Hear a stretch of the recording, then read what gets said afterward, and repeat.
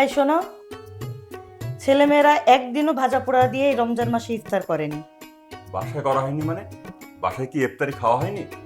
তা হয়েছে, কিন্তু ছেলেমেয়েরা তো বেগুনি পেঁয়াজি এগুলো খেতে পায়নি।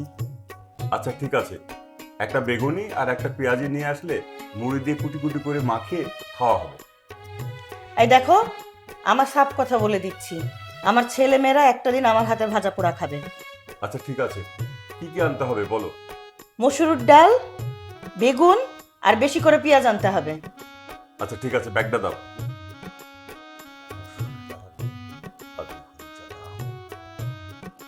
কিরে সামনে, তুই তো গত ঈদে বাবার থেকে নতুন জামা নিলি, এবারও নিবি নাকি? তার মানে তুমি কি বাবার মতো হবে নাকি? না, এমনি জানতে চাইলাম আর। জিজ্ঞাসা করে ভালো করেছো ভাইয়া। আমি এবার একটা লাল থ্রি পিস নিব। আচ্ছা অনিক, তোর শার্টটা তো ভালোই আছে। হ্যাঁ ভাইয়া, তুমি ঠিকই বলেছো। তবে এবার আমি একটা ফেড জিন্সের প্যান্ট নিই। আচ্ছা মোনালি, এবার তোর তো কিছু লাগবে না না? বাবা তো তাও ঈদের আগে বলতো বেশি কিছু দিতে পারবো না, তুমি তো দেখছি বাবার থেকে বেশি কিনবো। এই না, ধর আমি কিন্তু এখনো বাবার থেকে কিছু চাইনি। কই আরমানের মা, এদিকে আসো। এই তো বাজার নিয়ে আসলাম।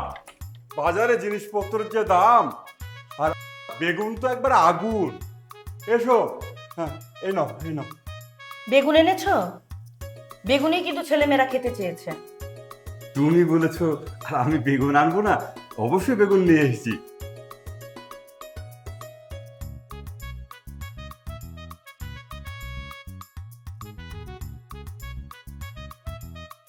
এটা বেগুন? এটার কোথায় কাটবো আর কোথায় ভাজবো শুনি? এই শোনো আরমানের বাবা, এবার ঈদে প্রত্যেককে কিন্তু নতুন কাপড় দিতে হবে, না হলে কিন্তু তোমার খবর আছে, এ আমি পরিষ্কার বলে দিলাম। আমি কি বলেছি জামা দেবো না? ওই রাস্তার পাশে ভ্যানে বিক্রি করা জামা কাপড়, ওগুলো তুমি আর আমি গিয়ে নিয়ে আসবো। লাগবে না তোমার জামা। মা কিন্তু ঠিকই কথা বলেছে। বাসার ফার্নিচার গুলো দেখেছো?